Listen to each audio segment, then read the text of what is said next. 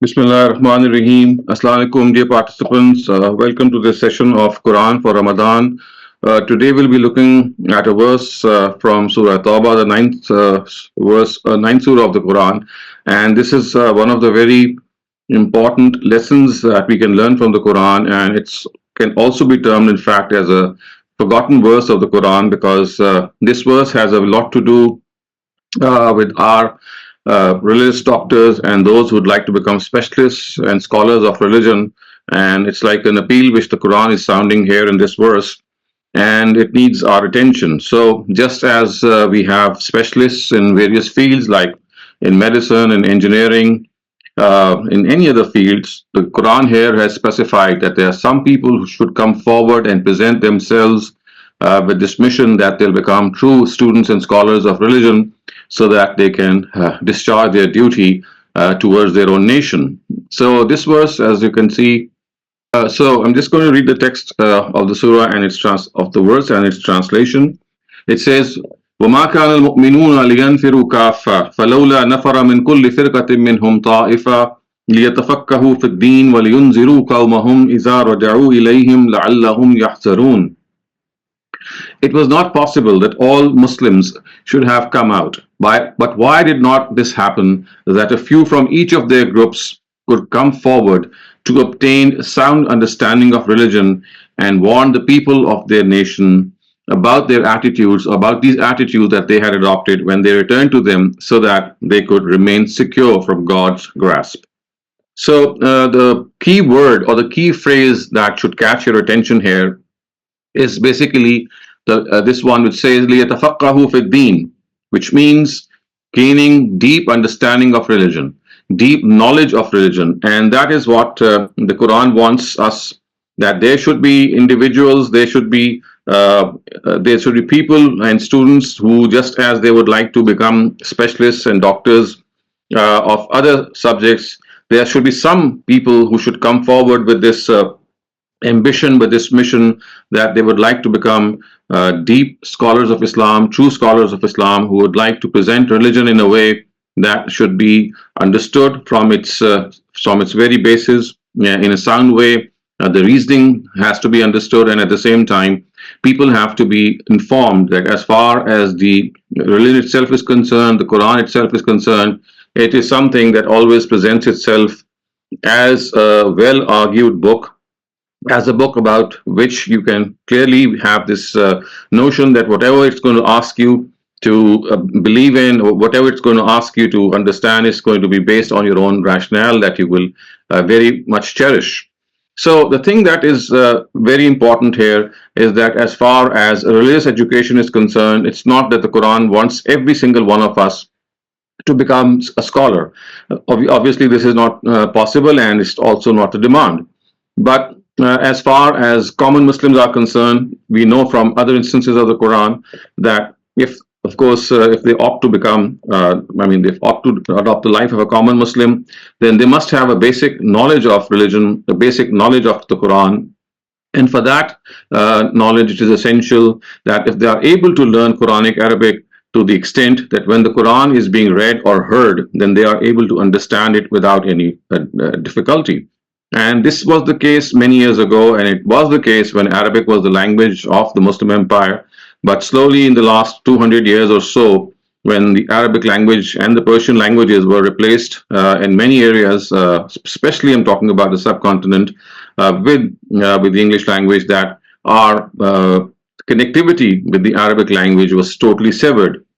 And now, today, the students that we are producing in our modern schools, they're all far removed from the text of the Quran. All that they can do and know is they just read the Quran, recite the Quran without even knowing what they are reciting. So, this is one of the biggest tragedies that has happened in the last 200 years, and it needs to be rectified. And I think one of the most important ways to rectify it is that we ourselves, and it's never too late in life, and obviously our own children and grandchildren, they can be chalked, for them there can be a program chalked out in which you can understand and learn Quranic Arabic in a matter of couple of years. There are very efficient apps and websites through which you can actually learn Quranic Arabic online. And that is a target that we should set ourselves, because this is going to connect ourselves to the Quran. This is how we are able to be more engaged and involved, not only in our religion, but also especially in the prayers that we offer, because now we will be connected through the language itself. So this is one step. This is one of the ways in which we have to connect with religion, and this is the way in which every single Muslim should aspire to. But this verse actually speaks of one step ahead and one step up, and that is that people become true scholars of religion. They have a deep understanding. As you can see, the word that have been used are liyatafaqahu fid din. So tafaqquh fid din actually means to have a very deep insight regarding the issues of religion, and in no way be dogmatic.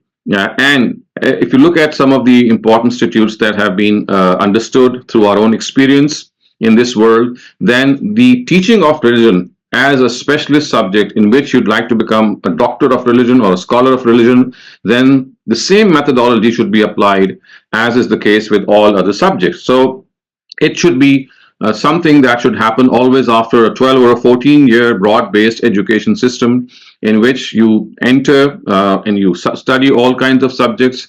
And then just as people enter into universities at the university level, or maybe after 12 years or 14 years of education, they opt for a specific university. For example, they'll go to an engineering university, or they'll go to a medical university, or will go to a humanities university. So on a similar note, people who'd like to become scholars of religion should at that instance opt for Islamic universities, and then they should complete their education.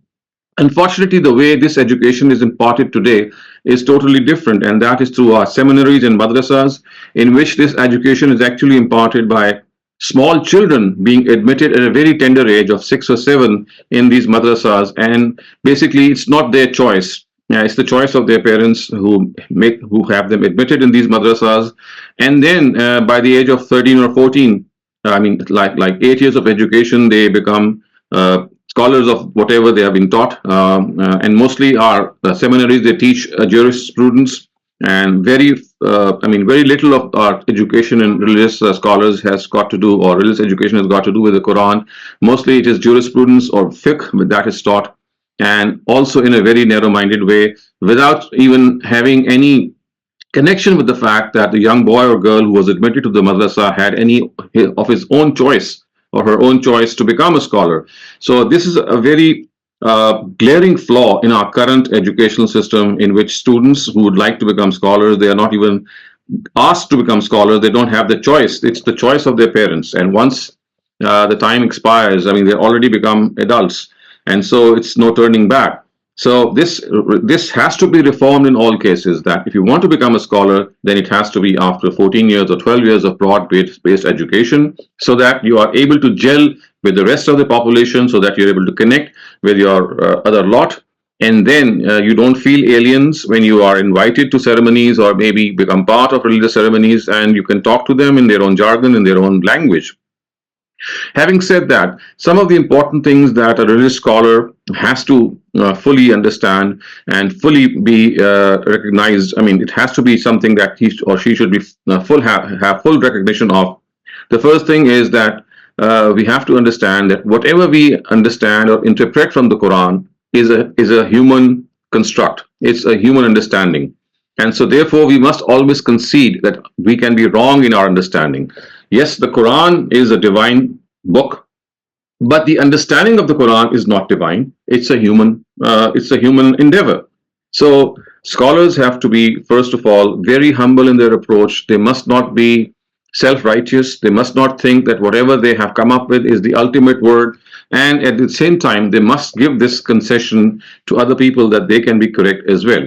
So that is the bottom line, that you have to be a person who relies on your understanding, and that understanding can always change. The second thing is that understanding itself must be based on sound arguments that you can derive from the Quran, and at the same time communicate to other people. It should not be a dogmatic understanding. It should not be a blind following, which is mostly the case today. It has to be an enlightened understanding of the Quran, of the Sunnah, of Hadith, and this enlightened understanding can only be possible if you let your minds into this understanding without being emotional, without dragging your feelings into it. It has to be a threadbare analysis of things, of your own understanding. And at the same time, when you come across different opinions from your past authorities, from your past scholars, then the best way to go forward is that you analyze the arguments between conflicting opinions. So at times you will find two or three or four contesting opinions regarding the same verse of the Quran. So in such a case, you have to actually resort to your own intellect and see that which of these interpretations make most sense to you, and then that is the interpretation that you have to adopt. The third thing, which for a Muslim scholar is very essential, is that this whole journey of accepting or rejecting opinions is not something that he or she could do or should do in once in his own lifetime or her own lifetime. This is a continuous process. So every time some question comes up and you reevaluate what you understood, and maybe as a result of that, you end up maybe rejecting a opinion that you owned formerly. And now, because of criticism or maybe because of some feedback, you are more enlightened and you think that the person who is critiquing you or criticizing you has come up with a better interpretation. So this third aspect is that religious scholars must always be open-minded, open to any criticism, open to any suggestions. Yes, it's not always possible to always look at all these critiques, but whenever a criticism is faced or encountered, then that criticism has to be analyzed in the light of reasoning and rationality and the Quran itself. So if we don't do it, then we will never be able to communicate these important understandings to other people. The fourth important, I would say, trait of a scholar is that he or she must always encourage dialogue and debate amongst students and amongst the society where they live. So dialogue and debate is that you always encourage people to ask questions if they have questions, and it's not always possible at times that you have the answers to those questions. So humility then should step in, that if someone asks you a question and you're not fully sure about the answer, you can always take time, or maybe you can refer it to other authorities who might be more qualified. The fifth important trait of a scholar of a person who has deep understanding of religion is that he must also have contemporary understanding of contemporary subjects. So some of the important subjects like philosophy, psychology, anthropology, and science itself is something that every scholar of religion must equip himself or herself with, because when you are communicating yourself to the modern world, then at times a lot of questions, they come in the garb of these theories that have been proffered. For example, the Darwinian theory of evolution, or the fact that there is a Big Bang, or there was a Big Bang with which the universe began. You see, a lot of scientific happenings, they overlap with the religious understanding. So a good Muslim scholar must be well rooted not only in his or her own tradition, but also in all these modern disciplines. And one more thing, or the sixth thing that I would like to add here, is that all Muslim scholars should be given a training in the art of communication. You see, if you're a scholar and you have to be a public speaker or maybe a writer, whatever means you have adopted to communicate yourself, then that has to be in a way that it must be very effective. So you could be a very qualified person, but if you're not able to express yourself either in writing or through to your own spoken word, then that efficacy will be lost. So the art of communication, which itself is an art, communication skill, must be taught to all scholars so that they can efficiently convey and persuasively convey themselves to other people. And last but not the least, in fact, the most important area in which Muslim scholars must present themselves is that they must profess a very high character, a very high conduct. Because you see, if you have knowledge of religion, but as far as your own character is concerned, as far as your own conduct is concerned, if that is not up to the mark and something is missing in, then we have to understand that your own preaching and your own teaching will seldom make an impact on the minds of people. So you have to be a person who is not only preaching, but also is a practicing person, who is a good human being, who has all the qualities of a good human being. So with this, we come to an end to today's discussion with this small note that remember, this is an appeal which the Quran has sounded 14 centuries ago, that come forward, some of you come forward and gain understanding of religion, deep understanding of religion, and then go back to your own people and try to educate them. So with this very strong appeal, let us do hope that there are more people amongst us, more people in these 2 billion Muslims, as they say, that come forward and they would like to really become enlightened scholars of religion. So we Assalamu can alaikum, now. Dr. Saleem. What a wonderful session. I have a few raised hands. Asad Mirza, please unmute your mic and ask your question. Thank you. Assalamu alaikum, Dr. Sahab. Dr. Sahab, my question is, you have mentioned many traits of scholars, but you haven't mentioned anything about knowledge of other religions, or at least some level, some degree of knowledge of other Right. religion. Why is that?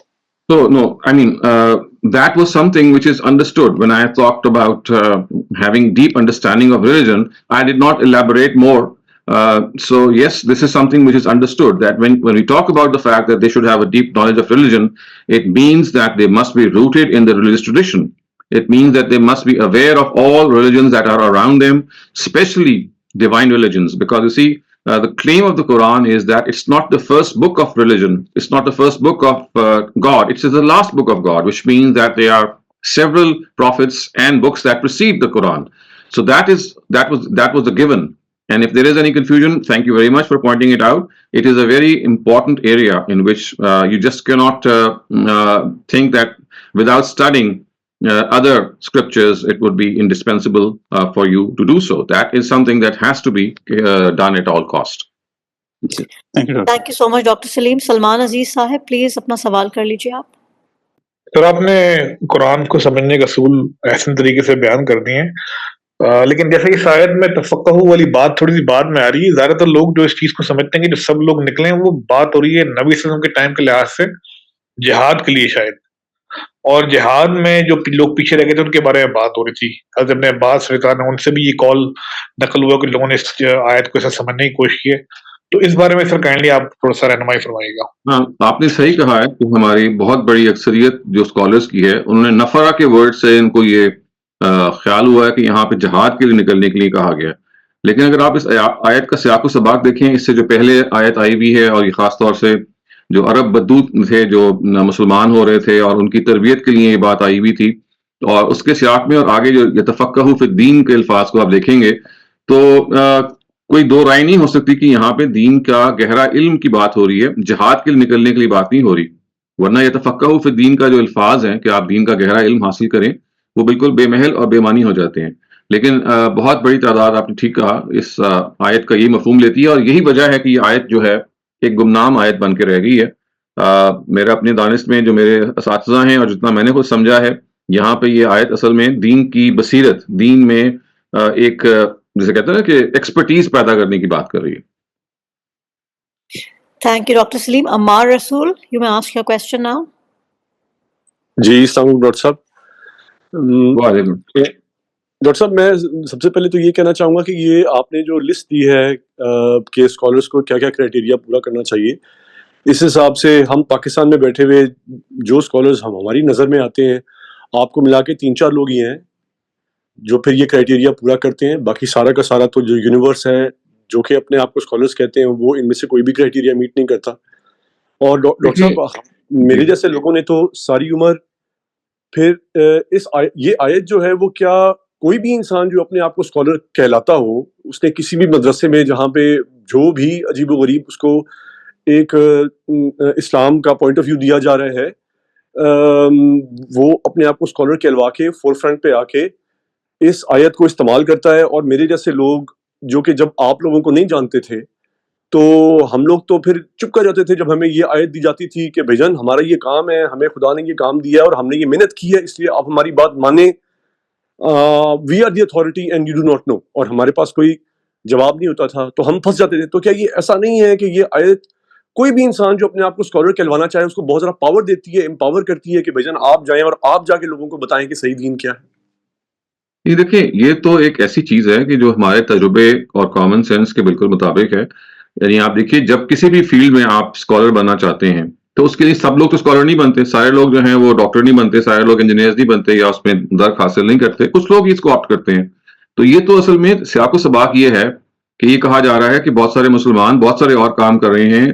ایک بہت بڑا کام یہ بھی ہے کہ آپ دین کے اندر گہری بصیرت پیدا کریں. نبی صلی اللہ علیہ وسلم دنیا سے رخصت ہونے والے ہیں اور ان کے جو ورثاء ہیں یا ان کے جو وارث ہیں وہ اہل علم ہی ہو سکتے ہیں.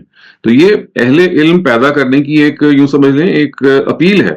اب اس کو سمجھا کیسے گیا, یہ تو ایک تاریخ کا پورا مطالعہ ہے. آپ کی بہت ساری باتیں ٹھیک بھی ہیں, کچھ چیزیں اور بھی ایڈ کی جا سکتی ہیں. یہ تو دیکھیں اللہ تعالیٰ اپنے کام کر کے چلے جاتے ہیں, اس کے بعد تو یہ ہم پہ چھوڑا جاتا ہے. جیسے بہت ساری چیزیں جو اللہ تعالیٰ نے کہیں وہ ہم نے ساری پوری نہیں کی. ہم شورا بینہم کا حکم دیا, لیکن ہمارے ہاں شورائیت بہت دیر تک نظر نہیں آئی. لونڈیوں اور غلاموں کو ختم کرنے کا حکم دیا, لیکن وہ اب پچھلے صدی میں جا کے ختم ہوئے. اسی طرح سے آپ بہت ساری چیزیں گنوا سکتے ہیں. دیکھیں آپ اس کو الگ الگ کیجئے. ایک ہے اللہ میاں نے ہمیں کیا کہا, اور ایک یہ ہے کہ ہم لوگوں نے اس کا رسپانس کیا کیا.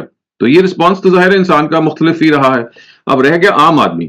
تو عام آدمی جو ہے اس کے لیے اس کے ساتھ تو یہ تقاضا ہے ہی نہیں کہ اس نے دین کا اسکالر بننا ہے. اس کو تو اتنا ہی میں نے جیسے شروع میں تعارف کروایا کہ جو لیول 1 ہے وہ یہ ہے کہ آپ بس قرآن مجید کو ترجمے کے ساتھ پڑھیں اور اتنا اہتمام کر لیں کہ جب قرآن پڑھا جائے تو آپ سمجھ سکیں. تو اس وجہ سے یہ کوئی پاور دینے کا مقصد تو سرے سے ہے ہی نہیں. یہ تو صرف یہ ہے کہ کچھ لوگوں کو اسپیشلسٹ بننا چاہیے تاکہ نبی صلی اللہ علیہ وسلم کا جو علم ہے وہ جب آگے منتقل ہوگا تو ان کے وارث تو علماء ہی ہو سکتے ہیں.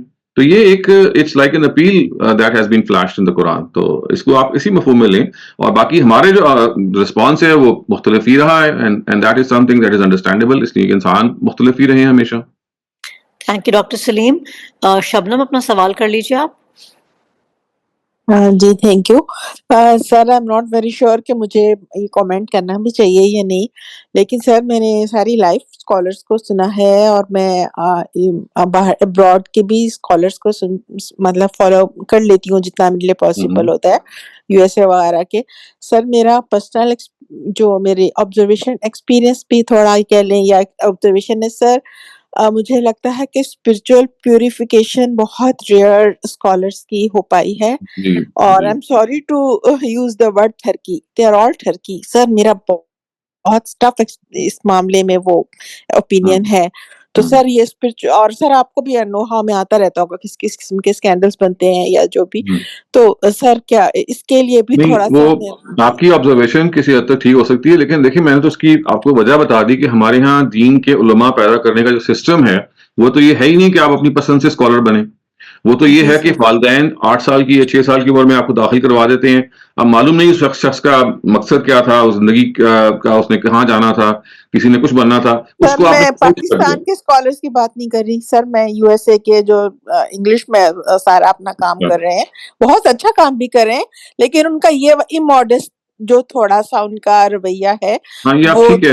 یہ تو اس کو ڈیفینڈ نہیں کیا جا سکتا. یہ واقعی باہر کے بہت سارے اسکالرز میں بھی ریسنٹلی بہت سارے اس طرح کے اسکینڈل سامنے بھی آئے ہیں, اور یہ ایک بہت انفارچونیٹ بات ہے.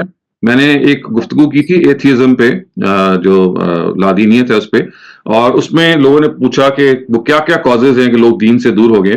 تو کچھ کازز میں نے گنوائے تھے. اس میں ایک کاز یہ بھی تھا کہ چاہے وہ مسلمان ہوں, چاہے وہ عیسائی ہوں, چاہے وہ کسی بھی مذہب کے پیروکار ہوں, ان کے اندر یہ جو جنسی بے راہ روی کا رجحان اتنا زیادہ ہے, اور جہاں آپ سب سے زیادہ پروٹیکشن محسوس کرتے ہیں کہ یہاں ہمیں حفاظت ملے گی, سب سے زیادہ وہ وائلیٹ وہاں پہ ہوتی ہے.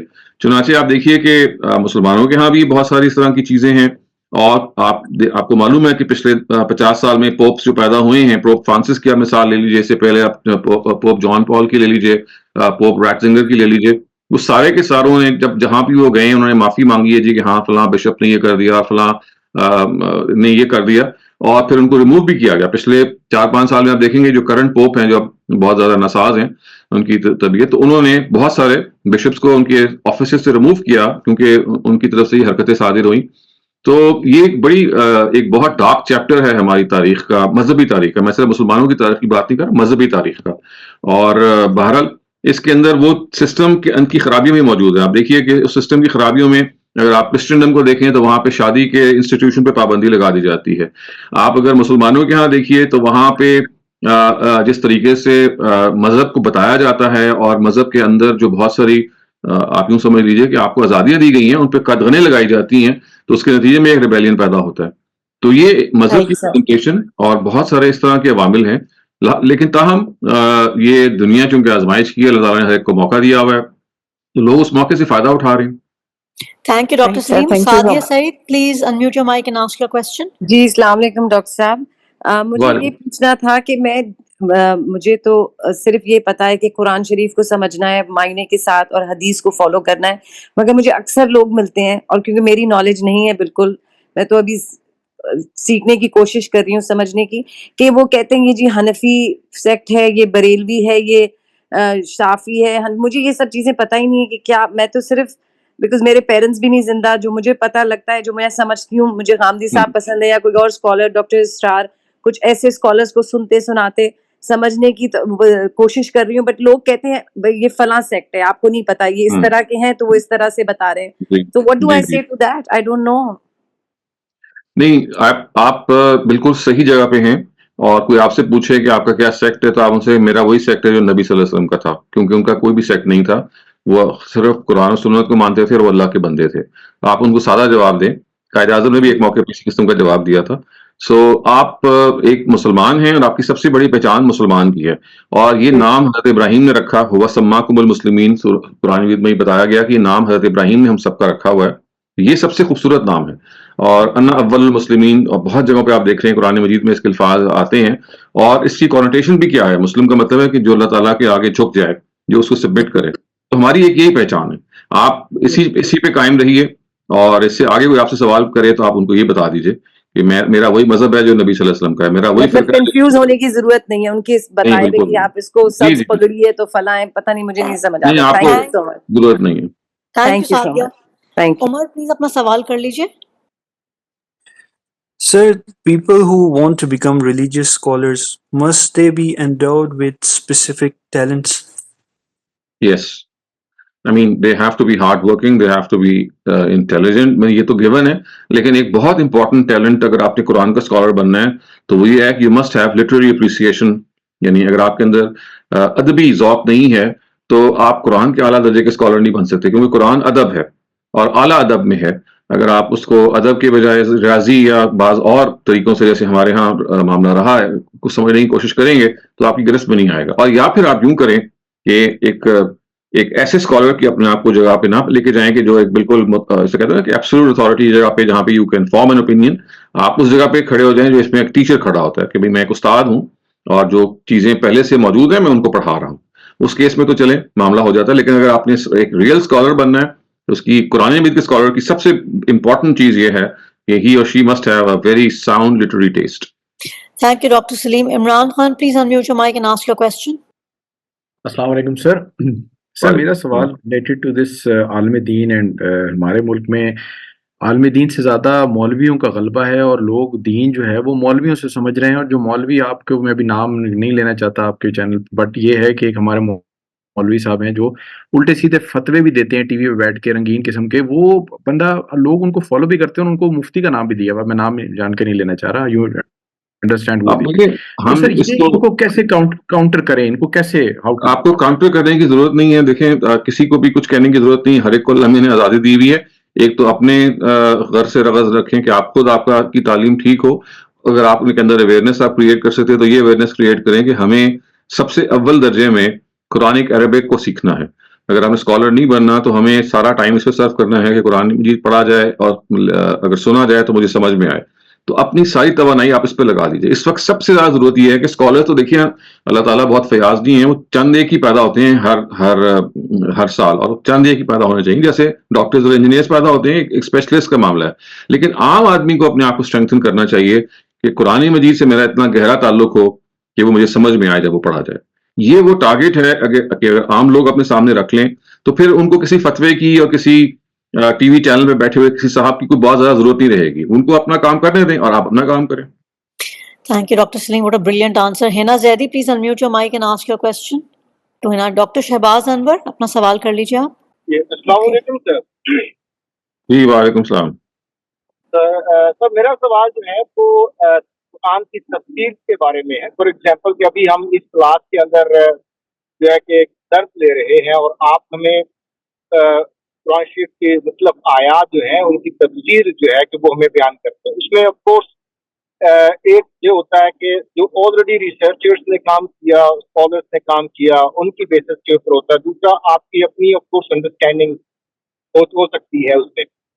تو ایک جو عام آدمی ہے، جو ہمارے جیسا ایک عام آدمی ہے لیکن وہ پڑھنا لکھنا بھی جانتا ہے، اس کے اوپر جو کتنی ذمہ داری عائد ہوتی ہے کہ وہ ان چیزوں کو کراس چیک بھی کرے کہ ڈاکٹر شہزاد سلیم صاحب جو کہہ رہے ہیں، جو غامدی صاحب کہہ رہے ہیں، کہ وہ کہاں تک ٹھیک ہے، اس سے کیسے کیا جائے گا؟ نہیں دیکھیں، اس کا تعلق اس سے ہے کہ جب بھی آپ کے ذہن میں سوال پیدا ہو تو اس سوال کو سلائیں نہ، ورنہ تو ظاہر ہے کہ زندگی ناممکن ہو جائے گی. آپ کسی بھی اسکالر پہ اعتماد کر سکتے ہیں، وہ مولانا مودودی صاحب ہو سکتے ہیں، ڈاکٹر اسرار صاحب ہو سکتے ہیں، نعمان علی خان صاحب ہو سکتے ہیں. آپ کسی ایک کو یا دو کو ٹرسٹ کریں. سوال اصل میں دوسرا ہے، اور یہ ہے کہ جب بھی کوئی کرٹیکلی آپ کی کسی اوپینین کے سامنے انالائز کرے، انالیسز آ جائے، تو اس موقع پہ پھر اب آپ کو چاہیے کہ آپ کنسلٹ کریں، دائیں بائیں دیکھیں کہ بھئی اچھا ایک کرٹیسزم آ گیا ہے اور میری فلاں انڈرسٹینڈنگ چیلنج ہو گئی ہے. اب مجھے چاہیے کہ میں جو 2-3 کنٹیسٹنگ اوپینینز ہیں ان کو پڑھ کے دیکھوں کہ اس کے پیچھے ریشنل یا ریزننگ کیا ہے اور مجھے کسی ایک کو ترجیح دینی ہے. تو علم کا سفر کرٹیکل تھنکنگ سے شروع ہوتا ہے. اور کرٹیکل تھنکنگ کا مطلب یہ نہیں کہ آپ ہر آیت پہ شروع ہو جائیں کرٹیکل تھنکنگ کرنا، نہیں. آپ کسی بھی اسکالر پہ ایک جنرل اعتماد کے ساتھ چلیں، شروع کر دیں، لیکن ڈاؤن دا روڈ جب بھی کہیں سوال پیدا ہوگا تو اس کو سلائیں نہ، اس کو ایک ریسرچ کے پروسیس میں ڈال دیں. اور وہ کوئی بہت بڑی ریسرچ نہیں ہے، صرف یہ ہے کہ اس سوال پہ یا 2 یا 3 مختلف آراء ہیں، ان کے بارے میں جان لیں کہ ان کے پیچھے استدلال کیا ہے، اور آپ سمجھ لیں کہ مجھے کسی ایک استدلال کو ساؤنڈ سمجھتے ہوئے اس کو ایکسیپٹ کرنا ہے. اگر آپ اتنا رویہ اختیار کر لیں گے تو اس سے زیادہ اور کوئی تقاضا نہیں ہے. اور فرض کیجئے کہ آپ کے لیے یہ بھی ممکن نہیں ہے، بہت سارے لوگ ہوتے ہیں، تو بس پھر آپ کو ایک جنرل اعتماد کے ساتھ آگے چلتے رہنا چاہیے، کیونکہ ریسرچ کرنا اور آخری رائے قائم کرنا یہ عام مسلمانوں سے اس کا تقاضا نہیں کیا جا سکتا. Thank you, Dr. Saleem. I have a May I, question. may I ask a very quick short question? Shehbaz Sahab, can we move on to the next question? I have a few. Dr. Saleem, can I ask questions? There are a few raised hands here. جی آپ please continue. ہنا زیدی, اپنا سوال کر لیجیے آپ, if you're still there. روحی رسول, please ask your question. جی سر, یہ آج کا لیسن میں بہت سخت کرائیٹیریا دیا گیا ہے جو ڈیپ انسائٹ آف دین کریٹ کرنے کے لیے. تو اس میں جو ہے, اس میں تو اسلامک یونیورسٹیز کا ہونا بہت ضروری ہے, جو کہ اسٹیپ بائی اسٹیپ ان تمام چیزوں پر جو ہے وہ سکھا سکیں اور لوگوں کو اس طرف لا سکیں. اور ادروائز تو پرسنلی اگر انسان سیکھنا چاہے. آپ کا کوشچن کیا ہے سر؟ یہ کہ اسلامک یونیورسٹیز نہیں ہیں ہماری کنٹری میں. یہ تو بات درست ہے, یہ تو بات درست ہے. ہم تو دیکھیں صرف یہ کر سکتے ہیں کہ جانیں کہ کیا کرنا چاہیے, اب عملاً کیا کریں. تو اس کا تو اب بہت سارا کچھ حکومت پہ اس کا انحصار ہوتا ہے. لیکن دیکھیں, میں تو وہی بات دوبارہ کہوں گا جو میں نے پہلے کہی تھی, کہ اگر تو آپ نے اسکالر نہیں بننا تو پھر جو آپ کی ذمہ داری ہے کہ اتنا قرآن سیکھ لیں کہ آپ کو ڈائریکٹ سمجھ میں آئے, اس کو تو ہم پورا کرنے کی شروع کریں ایک کوشش. یعنی دیکھیے, ہر ایک نے اسکالر تو بننا نہیں ہے, تو جس نے اسکالر نہیں بننا, تھوڑا تھوڑا کر رہے ہیں, اردو میں بھی تھوڑا بہت سمجھ میں آ جاتا ہے. اور اب آپ سے جب سے پڑھنے لگے ہیں تو تھوڑا سا انگلش ٹرانسلیشن بھی سمجھ میں آ جاتی ہے, اس کی بھی میں لیسنز لے رہی ہوں. لیکن یہ ہے کہ پھر بھی مشکل ہے کافی. جیسے بہت سے ورڈز ایسے ہوتے ہیں جو کہ بریکٹس میں ہوتے ہیں. دیکھیں, مشکلات تو ہر فن میں ہوتی ہیں, مشکلات سے نہیں گھبرانا چاہیے, اپنا رستہ بس سیدھا رکھنا چاہیے اور آہستہ آہستہ لگن کے ساتھ اور محنت کے ساتھ چلتے رہنا چاہیے. اللہ تعالیٰ پھر مشکلات کو آسان بھی کرتے ہیں. یہ تو ہر فن کی مشکل ہے, یہ صرف ریلیجن پڑھنے کی نہیں ہے. آپ کوئی بھی فن کو اٹھا لیں, کوئی بھی آپ ڈسپلن کو اٹھا لیں, آپ فلسفہ پڑھیں, آپ نفسیات پڑھیں, آپ اینتھروپولوجی پڑھیں, آپ سوشیولوجی پڑھیں, اگر آپ نے اس کو ایڈوانس لیول پہ پڑھنا ہے تو ہر جگہ پہ اس طرح کی آپ کو کچھ مشکلات پیش آئیں گی. اس کے اچھے اسکالرز موجود ہیں, اس کی اچھی کتابیں موجود ہیں جو شرح کرتی ہیں, تو ان سے ہمیں ان کی مدد لینی چاہیے اور آہستہ آہستہ بس آگے بڑھتے رہنا چاہیے. Thank you doctor Salim. Heena, please اپنا سوال کر لیجیے, and that will be the last question. Assalamu alaikum. Sorry, somehow I wasn't able to unmute. Okay, my question is that, like, جیسے کہ آپ نے بتایا, right, بہت سارے people are asking, we have a lot of ulama, a lot of fiqh, right? So ایک سوال روزہ بریک کرنے سے related ہے کہ بہت سارے فقہ ہیں رائٹ دے اسٹارٹ لائک جب مغرب ہونا شروع ہوتی ہے تو وہ ہو رہی ہوتی ہے and it's my personal research like scientifically جو مغرب کا ٹائم ہوتا ہے what the science is about the like سورج غروب ہونے کا تو اٹس ویری کلوز ٹو فقہ Jafaria it's very close to fiqh jafriya like yeah they are very near with the scientific like with science so ہمیں کیا چیز فالو کرنی چاہیے because some people says like کہ اگر آپ روزہ جلدی افطار نہیں کرتے so you are like your روزہ will be makruh it's makruh and you have to iftar first then you have to go for salat for namaz it's very confusing نہیں it should not be confusing اس لیے کہ دیکھیں آپ کے سامنے دو contesting opinions ہیں آپ کسی ایک کو اڈاپٹ کر لیجئے آپ جس پر آپ کا اطمینان ہے دونوں کا استدلال آپ کے سامنے ہونا چاہیے قرآن مجید یہ کہتا ہے کہ اتم الصیام الی اللیل آپ اپنا روزہ پورا کیجئے until night fall اب نائٹ فال پر دو رائیں بن گئی ہیں کہ ایک گروہ یہ کہتا ہے کہ نائٹ فال کا مطلب ہے سن سیٹ دوسرا گروہ یہ کہتا ہے کہ نائٹ فال کا مطلب ہے the appearance of the first star تو یہ تو تعویل کا اختلاف ہو جاتا ہے آپ میں سے آپ کو جس کا بھی اطمینان ہے جس پر بھی اطمینان ہے کیونکہ دیکھیے قرآن کی جو ورڈز ہیں وہ یہ کہ اتم الصیام الی اللیل رات کے آنے تک as soon as the night arrives as soon as اب وہ نائٹ arrives جو ہے اس پہ کچھ لوگوں نے کہا کہ سن سیٹ پہ نائٹ ارائیو ہو جاتی ہے کچھ نے کہا نہیں سن سیٹ سے ہمیں اور انتظار کرنا چاہیے جبکہ بالکل ڈارک نہ ہو جائے اور پہلا ستارہ نظر نہ آ جائے تو یہ دونوں اپروچز ہیں آپ کسی ایک کو دیکھ سکتے ہیں اس میں کوئی یعنی کسی ایک کو غلط قرار نہیں دینا چاہیے بلکہ انڈرسٹینڈنگ کی بنیاد پہ چلنا چاہیے کہ آپ کو کون سی زیادہ سمجھ میں آتی ہے کہ نائٹ فال کسے کہتے ہیں So I did scientific research and the science is very close to this what exactly you were telling about وہی میں کہہ رہا ہوں نا کہ یہ ایک پرسنل پریفرنس آپ کی ہو سکتی ہے ضرور آپ اس کو اڈاپٹ کریں اور یہی معاملہ کرنا بھی چاہیے یعنی اپنی پرسنل پریفرنس کے لحاظ سے آپ چلتے رہیں دوسروں کو بھی یہی موقع دیں کہ وہ اپنی پرسنل پریفرنس کے لحاظ سے چلیں بیکاز دیٹ از ہاؤ تو قرآن اگر تو قرآن کلیئر کٹ کہہ دیتا کہ سن سیٹ پہ آپ روزہ کھول لیں تو اختلاف پیدا ہی نہ ہوتا قرآن نے ایک ورڈ ایسا استعمال کیا جس سے اختلاف کی گنجائش تھی تو اس کی وجہ سے اختلاف پیدا ہو گیا okay Thank you, Dr. Right, Saleem. thank you.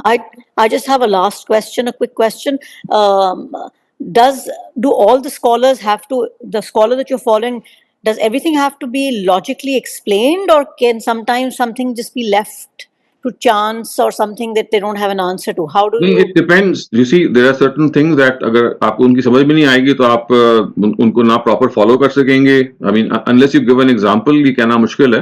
There are certain things جس میں آپ کسی پہ ٹرسٹ کر لیتے ہیں. There are other things کہ اگر آپ ٹرسٹ کریں گے تو you'll not feel very comfortable. So the nature of the thing decides کہ کتنا آپ نے آگے بڑھنا ہے. لیکن ٹھیک ہے بعض جگہ پہ آپ you rely on an opinion and that should also be fine. Okay, I have a few more raised hands, Dr. Saleem, but we're all out of time. I think we can take them tomorrow. Thank you, Dr. Saleem, and Khuda Hafiz, everyone. Inshallah, we'll see everybody tomorrow.